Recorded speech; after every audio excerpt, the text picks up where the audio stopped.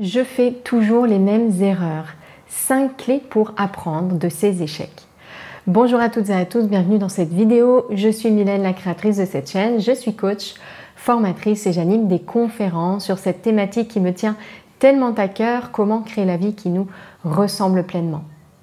Alors dans cette vidéo, j'ai 5 clés à vous partager pour apprendre de vos erreurs, de ce qu'on appelle échec, de ce qu'on appelle erreur. Si vous avez le sentiment de tourner un petit peu en rond, que la vie vous présente toujours les mêmes situations, que vous vivez toujours les mêmes expériences, comment sortir de ces schémas pour avoir vraiment le sentiment d'aller de l'avant et le sentiment que vous apprenez des leçons que la vie vous offre. La première chose à faire qui est importante à mon sens, c'est déjà de changer de paradigme, c'est-à-dire changer cet ensemble de croyances, d'idées, de pensées que vous avez sur vous, sur la vie, sur vos erreurs et échecs pour pouvoir justement en sortir.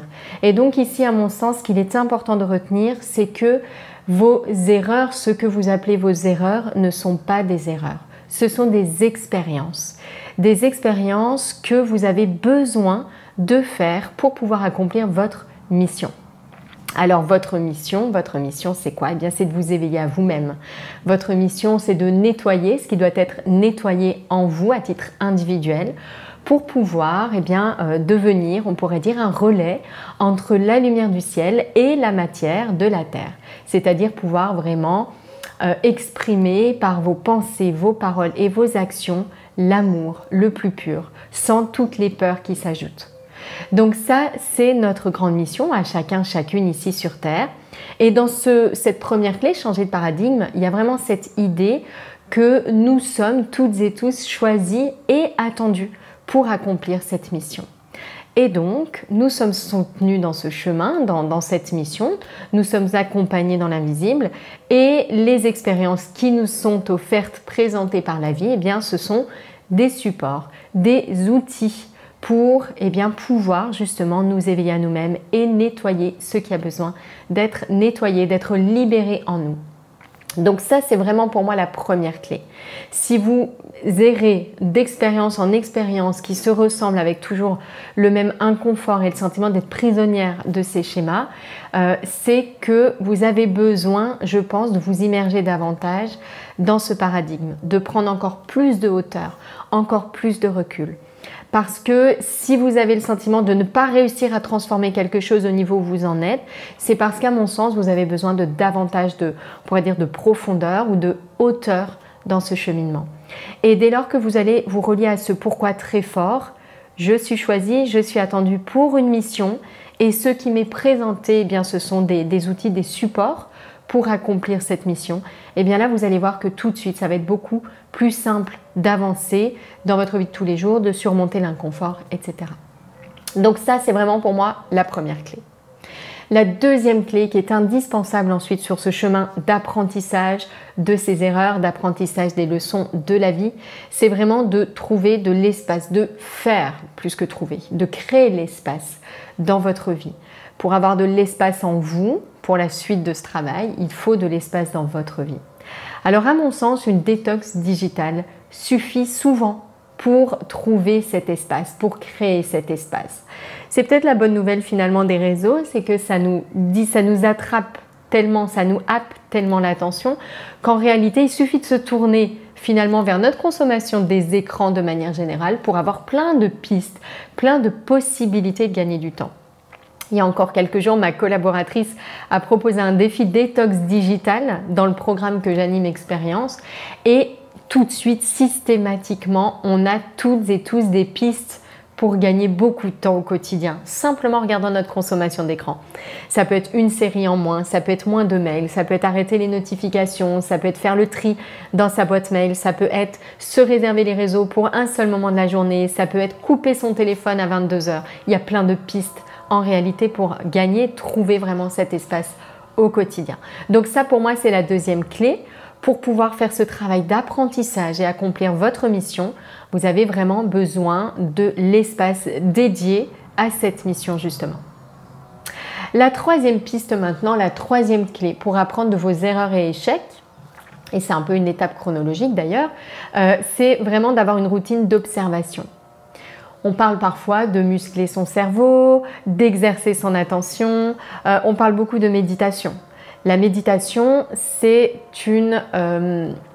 un outil en réalité qui vise à se familiariser avec ce qui se passe en soi, se familiariser avec l'esprit, mais pas que l'esprit. Donc la méditation, c'est vraiment un apprentissage de l'écoute, écoute de soi, tourner son regard vers soi, pouvoir poser son attention sur ce qu'on a choisi et maintenir son attention sur l'objet qu'on a choisi. Et ça, c'est vraiment essentiel parce que dans notre vie quotidienne, on est à des années-lumière de ça. On est sans cesse, j'en parle avec les réseaux, voilà, captivé, aspiré par ce qui se passe autour de nous et on en oublie vraiment ce qui se passe à l'intérieur de nous. Or, au risque de me répéter et de répéter ce que d'autres ont déjà dit, changer le monde, ça passe par se changer soi.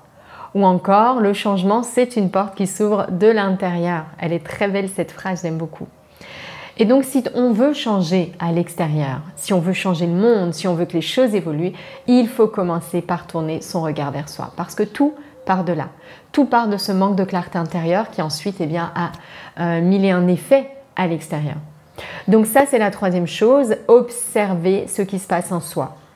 Les pensées, les émotions, les schémas, les croyances, les blessures qui se ravivent, mais aussi les choses qu'on vibre, les vibrations, les valeurs, ce qui nous anime. Et ça, c'est vraiment indispensable pour pouvoir apprendre de ces erreurs, que de pouvoir identifier les moments où on ressent de l'inconfort, les moments où il y a une souffrance et ce qui accompagne cette souffrance. Les pensées qui sont là, les signes physiques qui sont là, les peurs qui sont là profondément au fond.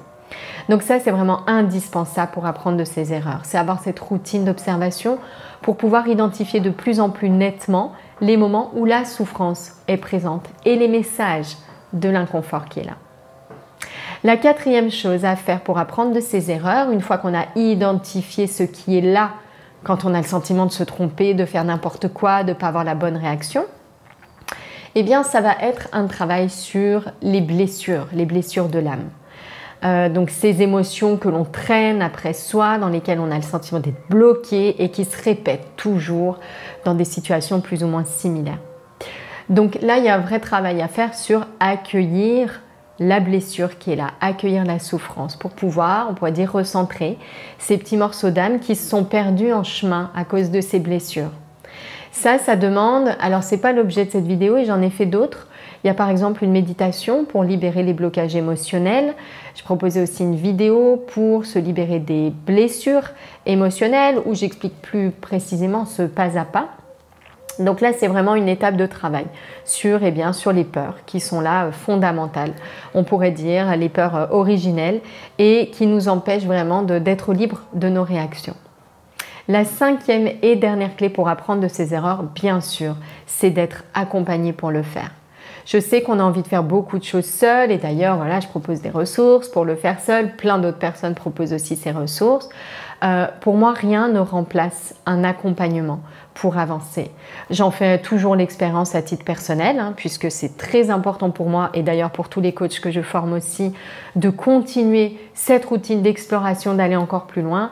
Et à un moment donné, le regard de l'autre joue vraiment son rôle en fait dans ce chemin. On peut faire beaucoup de choses nous-mêmes, mais il y a aussi tout un tas de choses qu'on ne peut pas voir si le miroir ne nous est pas présenté, on pourrait dire.